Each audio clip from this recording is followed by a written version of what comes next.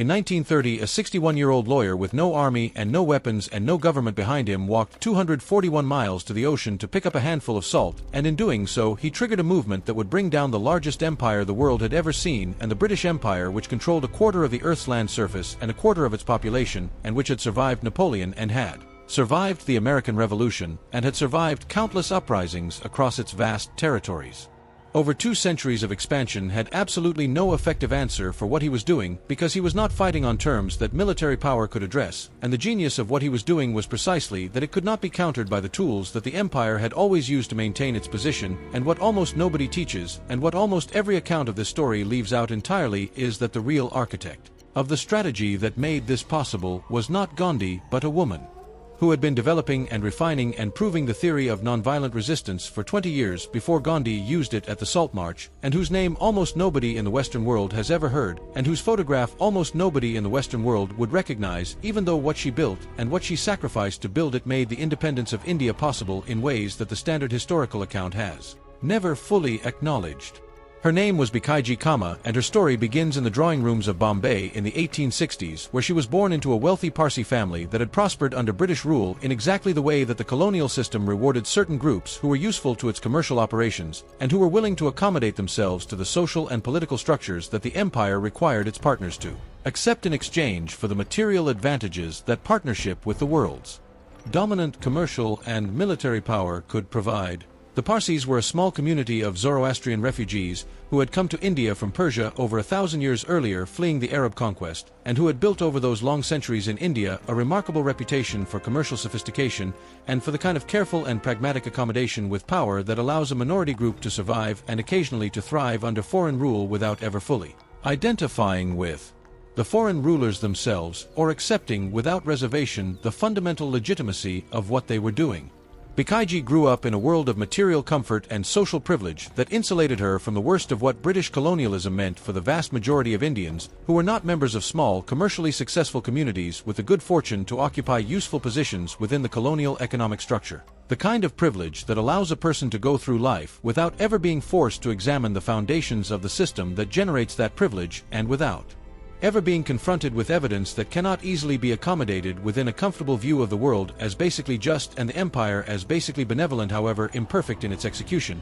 But she was also growing up in a city where the reality of colonial rule was visible to anyone who chose to look at it directly, and Bhikaiji Cama chose to look at it directly from an early age. She was educated in a way that was unusual for women of her time and class in India, and she read widely and thought seriously about the relationship between the principles that British colonialism publicly proclaimed about civilization and progress, and the rule of law, and the benefits that British governance was supposed to be delivering to the people it governed, and the reality of what it actually produced in the lives of the overwhelming majority of the people who lived under it, and the gap between those principles and that reality was visible to anyone who chose to examine it honestly and directly, rather than looking away at the uncomfortable moments when the evidence became most difficult to accommodate within the comfortable narrative that the colonial system preferred to tell about itself. She married Rustam Cama, a successful and well-connected lawyer who was loyal to British rule in India in the way that many educated and professionally successful Indians of his generation had concluded was the only realistic and responsible position available to people who wanted to improve conditions for ordinary Indians without committing themselves to a confrontation with the empire that they did not believe could succeed in the near term, and that they feared would produce worse outcomes for the people they wanted to help than the gradualist path of working within the system to achieve incremental improvements over time. And the marriage was difficult in ways that the historical record does not spell out with complete clarity, but that appear to have involved a fundamental and ultimately irreconcilable incompatibility between Bhikaiji's increasingly radical conviction that the colonial system needed to be ended rather than reformed, and her husband's continuing commitment to working within colonial structures rather than challenging those structures from outside. In 1896, plague struck Bombay with a ferocity that exposed in the most vivid possible terms the consequences of the colonial neglect of Indian urban infrastructure and Indian public health, and Bhikaiji threw herself into relief work in the slums where the disease was most devastating, and where the conditions that allowed it to spread so rapidly among so many people in such a short time were the most undeniable evidence available of what British rule had actually produced for the people who were not members of the comfortable commercial classes that the colonial system had found uses for and had rewarded accordingly. She worked alongside Dadabhai Naoroji, who was one of the most important figures in the early development of Indian nationalist political thought, and who had done the painstaking statistical work of documenting exactly how much wealth the British were extracting from India annually and what that extraction meant for the living conditions of ordinary Indians. The work brought her into direct and sustained contact with conditions that her social position had previously shielded her from, in the way that material privilege almost always shields people from the worst consequences of the systems that generate that privilege, and that people in comfortable positions have strong incentives not to examine too closely because examination produces obligations that are inconvenient for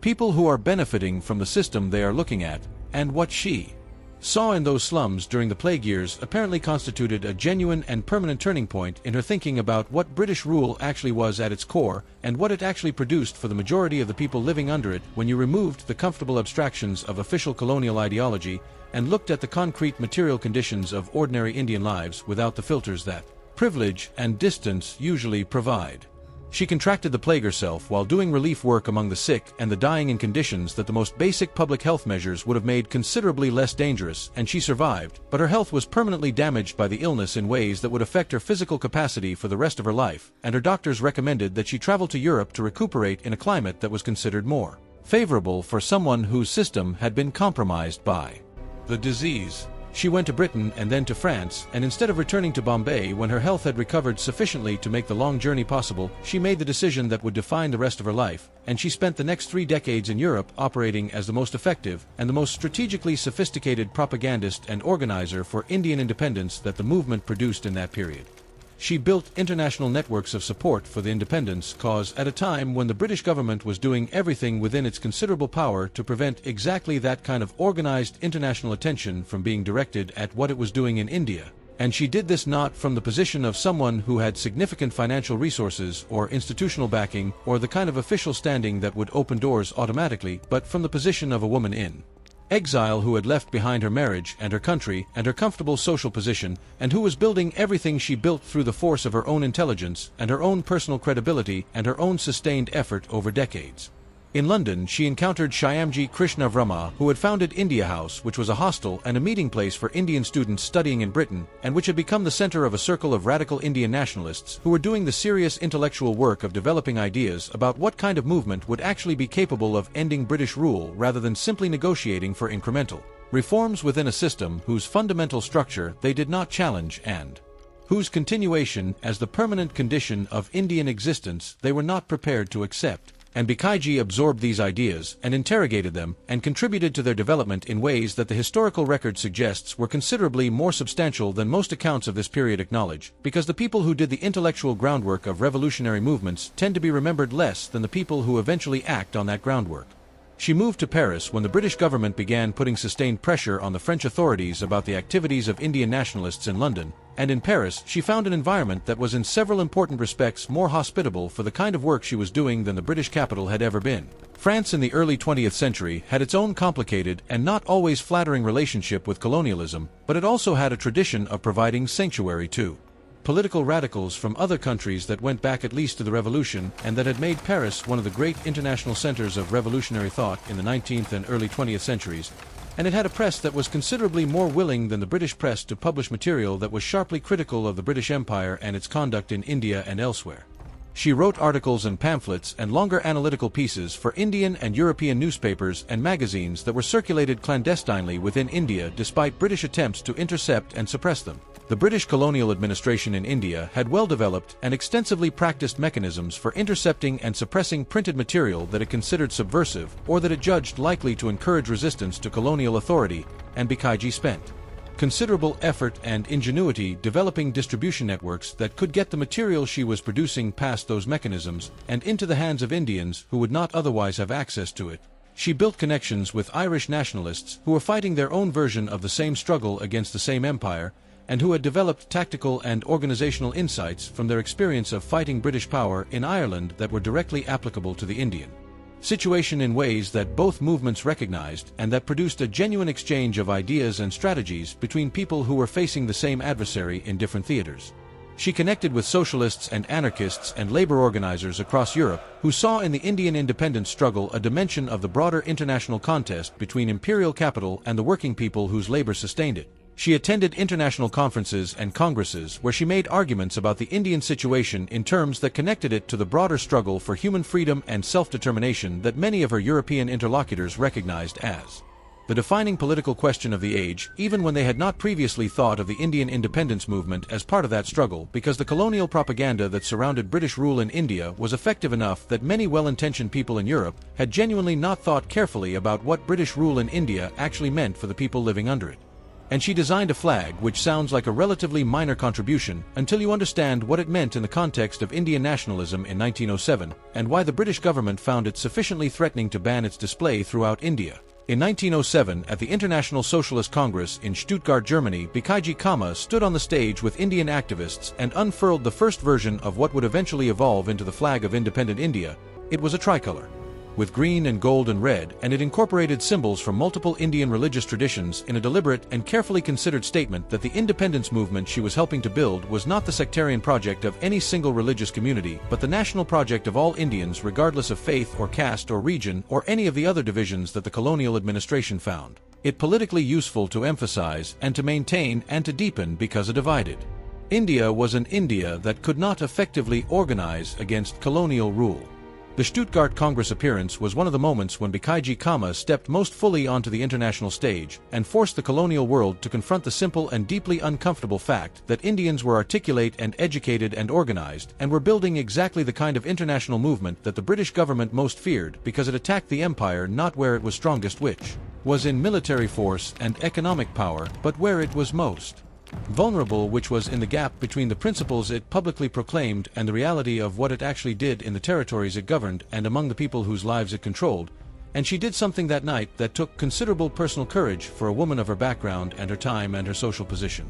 She stood before an international audience of political radicals and reformers from across Europe and declared directly and without diplomatic hedging or the kind of careful qualification that people in her position were usually expected to maintain, that Britain was ruling India by force in violation of every principle of liberty and self-determination that Western civilization publicly claimed to uphold, and that the gap between those principles and that practice was not an unfortunate inconsistency or a temporary deviation from an otherwise admirable project, but was the fundamental nature of what imperial rule was and what it had always been. And the genius of that statement and the strategy it reflected was not that it was radical in its content, because the content was simply an accurate description of what was happening, but that it was made in the language and the framework of the values that Western civilization claimed as its own.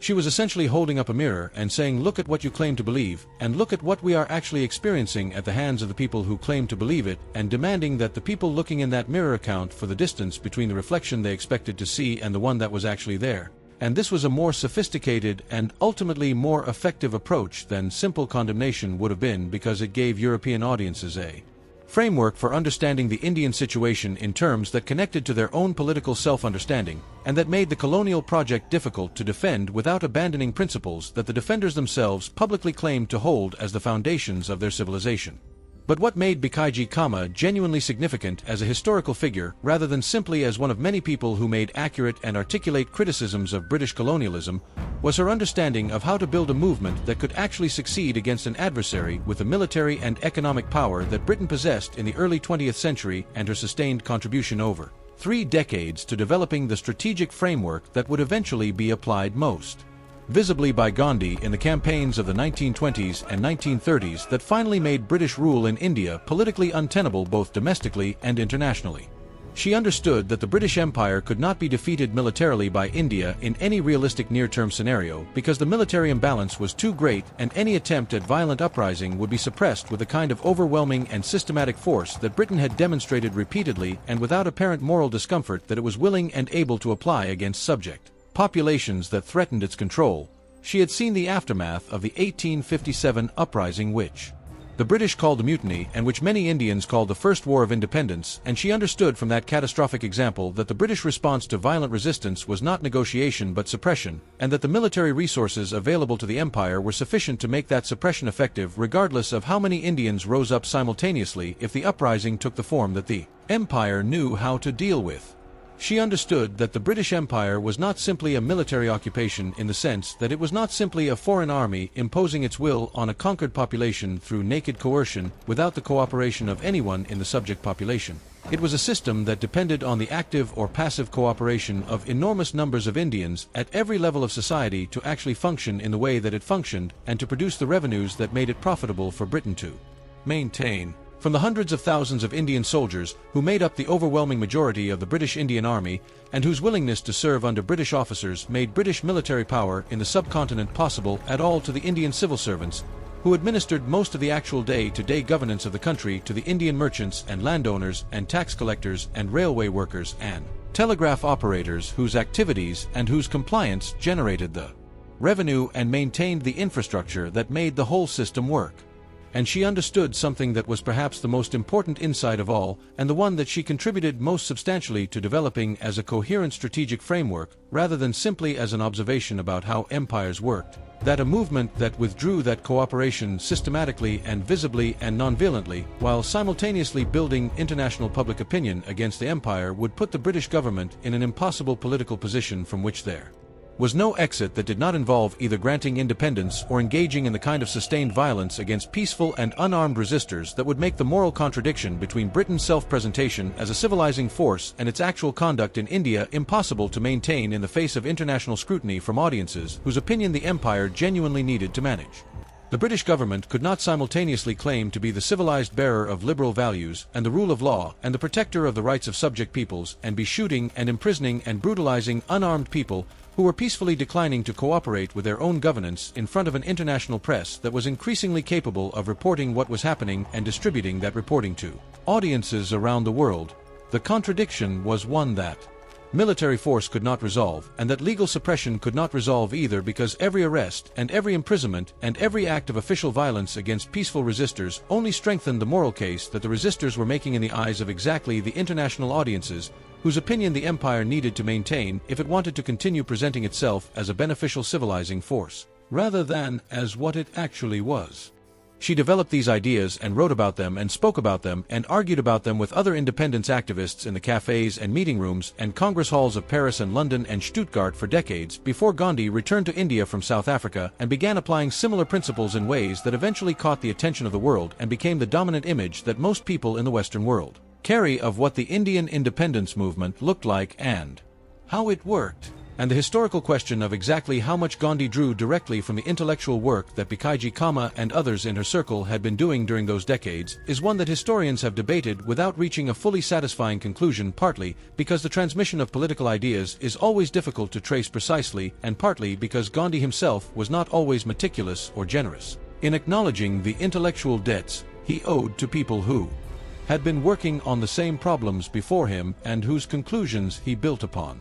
What is clear is that the strategy of nonviolent mass resistance that Gandhi applied so effectively and so visibly in India in the 1920s and 1930s was not simply something he invented from scratch based on his personal reading of Thoreau and Tolstoy and the Bhagavad Gita. It was part of a broader intellectual and political tradition that had been developing within the Indian independence movement for decades, and to which Bhikaiji Cama had contributed substantially and consistently during her 30 years of work in Europe. And it is also clear that her work in building international networks of sympathy and support, and in framing the independence struggle in terms that Western audiences could connect to their own publicly stated political values, created conditions that made the eventual success of the movement considerably more likely than it would have been if that long preparatory work had not been done. The British government understood that she was dangerous in ways that went beyond simply being an articulate critic of colonial policy, and the evidence for this understanding is the sustained and systematic effort it made over decades to monitor and restrict, and if possible suppress, her activities. She was not just saying that British rule in India was wrong in ways that could be dismissed as the predictable complaint of a subject population that did not fully understand what was being done for it. She was building the international infrastructure of a movement that could eventually make it politically impossible for Britain to continue that rule without the kind of cost in international reputation and domestic political conflict and economic disruption that any British government needed to avoid if it wanted to maintain the domestic consensus that sustained imperial policy. The French government eventually bowed to British pressure during the First World War and interned her in a restriction that was not imprisonment in the harshest physical sense, but that significantly limited her movement and her communications, and that effectively ended the most productive phase of her political work at the moment when the war was producing exactly the kind of international instability that might have made her kind of organizing most effective. She spent those years in a kind of political exile within her exile, cut off from the networks she had spent decades building and unable to publish or speak or organize in the ways that had made her effective, and she emerged from the restriction as an old woman whose best years of political productivity were behind her. She returned to India in 1935 as a woman in her early 70s whose body was finally refusing to cooperate with the demands she had been making on it for decades of difficult work in exile, and she died in Bombay in 1936, and the independence she had spent 30 years in European exile working to make possible did not come until 11 years after her death, when the empire she had analyzed and challenged and worked against with everything she had finally withdrew from the subcontinent it had controlled for nearly 2 centuries, and the flag she had designed in Stuttgart in 1907 flew over a free India for the first time. Write in the comments whether you had ever heard the name Bhikaiji Cama before this video, because I want to know how completely this particular gap in the standard account of one of the most significant political transformations of the 20th century has been maintained across different educational systems and different countries, and whether the people who are most likely to know about her are from India, where she is at least somewhat remembered, or from the Western countries where she spent most of her adult life doing the work that helped make Indian independence possible, but where her name has been almost entirely absent from the history that gets taught to students who learn about Gandhi and the Salt March without ever learning about the woman who spent 3 decades in exile building the foundation that made those famous moments possible.